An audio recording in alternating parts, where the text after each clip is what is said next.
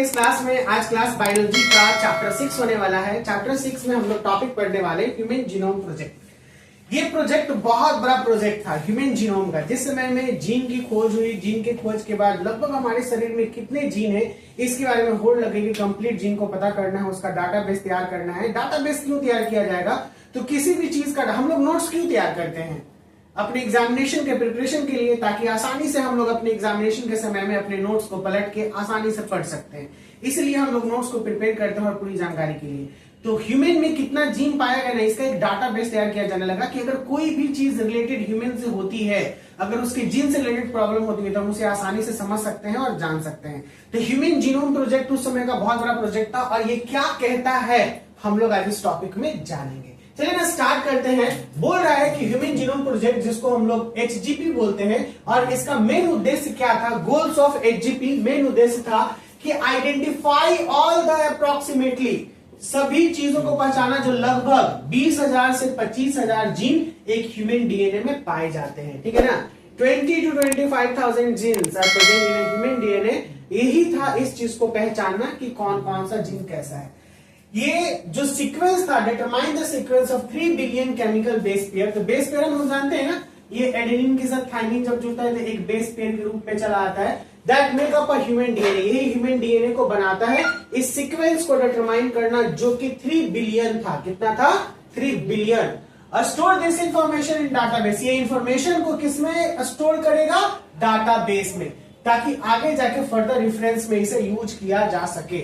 भैया improve tools for data analysis, जब भी डाटा को एनालाइज किया जाएगा या समझा जाएगा, जीन रिलेटेड कोई भी प्रॉब्लम होगा तो ये टूल जो है ये हमें बहुत मदद करेगा। जैसे मैंने भी जस्ट आपको बताया कि हमारे नोट्स जो होते हैं एग्जामिनेशन के समय में आसानी से हमारी मदद करते हैं चीजों को पढ़ने में, क्योंकि हम लोग का वो लिखा हुआ रहता है तो हम लोग को पता है कि वो मैंने कहाँ लिखा है, वो कहां पे तुरंत मिल सकता है। ठीक है, यही चीज होता है डाटाबेस। डाटाबेस में भी जो उन्होंने बनाया तुरंत से उस चीज को फाइंड आउट कर सकते थे और उसमें जो भी एनालिसिस करना था, सुधार करना था, वो कर सकते थे। Transfer related technology to the other sectors, यानी ये जो डाटा तैयार किया गया ये दूसरे सेक्टर्स में भी इसे ट्रांसफर कर सकते थे। वो सेक्टर इंडस्ट्रीज हो, मेडिसिन हो, या कोई भी चीज हो सेक्टर। जैसे हमारे नोट्स होते हैं तो हमारे नोट्स हमें बेनिफिट तो पहुंचाते ही है, साथ साथ हमारे अगर फ्रेंड्स हो, अगर वो अब्सेंट कर जाए, फ्रेंड्स कभी नोट्स मांग ले तो हम लोग उन्हें भी हेल्प कर देते थे कि नहीं मेरे पास है, अगर तुम लेना चाहते हो तो ले लो, फिर उसके बाद 2 दिन के बाद मुझे दे देना। तो ये हम अपने लेवल पे बात कर रहे हैं, लेकिन एक बड़े लेवल पे जब ये एचजीपी तैयार किया गया, ठीक है, तो फिर इसे बहुत सारे सेक्टर्स में भी इस्तेमाल किया गया। तरीका क्या था? What is methodologies? मेथोडोलॉजीज का मतलब होता है तरीके, किस तरीके से इसे किया गया। तो भैया ये जो मेथड था इन्वॉल्व किया 2 मेजर अप्रोचेस। यहाँ पे 2 मुख्य बातों पे निर्भर किया गया है पूरे तरीके को जो एचजीपी को बनाया गया। पहला अप्रोच था, फोकस किया गया कि जितने भी जीन है उसको आइडेंटिफाई किया जाए, और उसको आइडेंटिफाई करने के लिए ये जीन को, डीएनए को, ये जीन को एक्सप्रेस किया गया आरएनए पे। ठीक है ना, एज आरएनए रेफर्ड एज, ये आरएनए को रेफर्ड किया गया क्योंकि हम लोग जानते हैं कि डीएनए से किस चीज में चेंज होता है? पहले आरएनए में। और ये आरएनए को रेफर्ड किया गया एक्सप्रेस्ड सीक्वेंस टैग्स पे। क्या क्या रेफर किया गया इसको? इस रेफर्ड का मतलब आरएनए को बोला गया एक्सप्रेस्ड सीक्वेंस टैग, जिसको हम लोग ESTS बोलते हैं।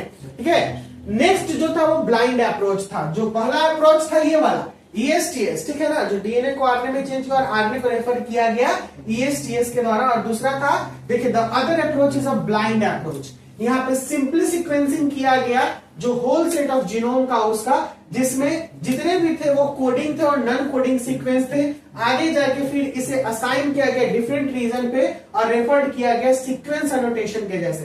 तो यहाँ पे 2 अप्रोच है, एक है ESTS अप्रोच और दूसरा है सीक्वेंस एनोटेशन। बस ये याद रखना है आपको, ठीक है ना। पहला अप्रोच क्या है? ESTS। ESTS का फुल फॉर्म क्या होता है? एक्सप्रेस्ड सीक्वेंस टैग्स, ठीक है। और दूसरा क्या था? Sequence annotation. ये 2 अप्रोचेस पे, यानी 2 मेथोडोलॉजीज पे ये एचजीपी को तैयार किया गया था। समझ में आया? स्टूडेंट्स, इसमें नेक्स्ट टॉपिक है आपका क्या स्टेप्स इन्वॉल्व होगा सीक्वेंसिंग में, क्योंकि हमने 2 तरीके का देखा। एक हमने EST देखा, एक्सप्रेस सीक्वेंस टैग्स, और दूसरा देखा सीक्वेंस एनोटेशन। तो ये कैसे सीक्वेंसिंग करता है डीएनए, सबसे पहले हम लोग इसको देखेंगे। जैसे कोई भी एक डीएनए है, ठीक है ना, ये डीएनए है, तो isolation of a total DNA from a cell. तो ये सेल में डीएनए है, तो सबसे पहले इस डीएनए को हम आइसोलेट कर लिए। क्या कर लिए? आइसोलेट का मतलब होता है अलग करना। अब ये डीएनए अंदर से ये बाहर निकल गया है, कोई दिक्कत? यहाँ पे ये सेल से डीएनए बाहर आ गया, आइसोलेट कर लिए, और इसको हम लोग कन्वर्ट कर देंगे रैंडम फ्रेगमेंट्स में। जैसे ये देखिए इस तरीके से ये रैंडम फ्रेगमेंट्स में हमने इसे कन्वर्ट कर दिया। रैंडम का मतलब होता है जिधर तिधर से, एक जगह से नहीं। रैंडमली का मतलब होता है, आपने सुना होगा ना, सीरीज ऐसे ऐसे होता है, लेकिन रैंडमली इस तरीके से होता है, जिधर तिधर से होगा उसको रैंडम बोलते हैं।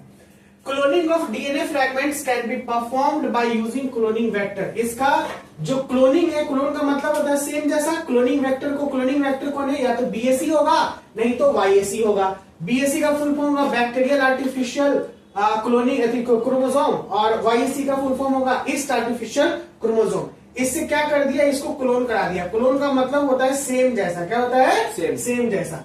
The fragments were sequenced using automated DNA sequencer, और इस फ्रेगमेंट्स को सीक्वेंस करेगा, ठीक है ना, ऑटोमेटेड डीएनए सीक्वेंसर के द्वारा, जो किसके ऊपर काम करता है? ये डेवलप किया गया था फ्रेडरिक सेंगर के मेथड के ऊपर।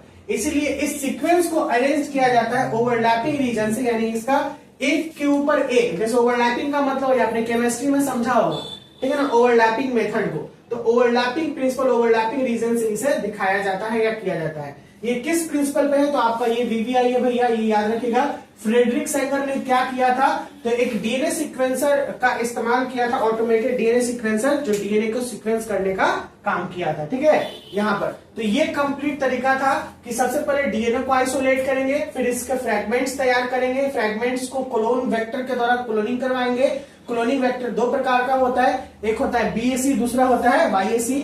बी से बैक्टीरियल, वाई से ईस्ट आर्टिफिशियल क्रोमोसोम। फिर उसके बाद इस फ्रैगमेंट को सीक्वेंस कराएंगे ऑटोमेटेड डीएनए सीक्वेंसर से, और ये किसके प्रिंसिपल पे बेस्ड था? फ्रेडरिक सेंगर के प्रिंसिपल पे बेस्ड था। ये डेवलप इन्होंने ही किया मेथड को, और फिर ये सीक्वेंसेस जो है इसको अरेंज कर दिया जाता है ओवरलैपिंग मेथड पे, यानी इस तरीके से अरेंज करके रख दिया। ओवरलैपिंग मेथड कंप्लीट हो गया। अब इसमें मेन चीज एक बचा है कि आखिर इसका साइलेंट फीचर क्या था, क्यों ये किया गया, ठीक है।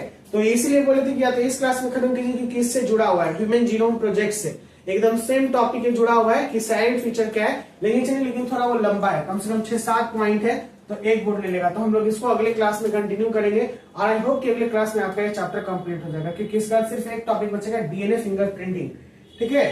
तो अगले क्लास में अगर ये आज कंप्लीट कर लेते तो 100% था कि अगले क्लास में आपका ये चैप्टर कंप्लीट, लेकिन फिर भी कोशिश किया जाएगा, 80% है चांसेस, नहीं होगा तो 3 बोर्ड जाएगा, लेके चलेंगे, क्या दिक्कत है ना।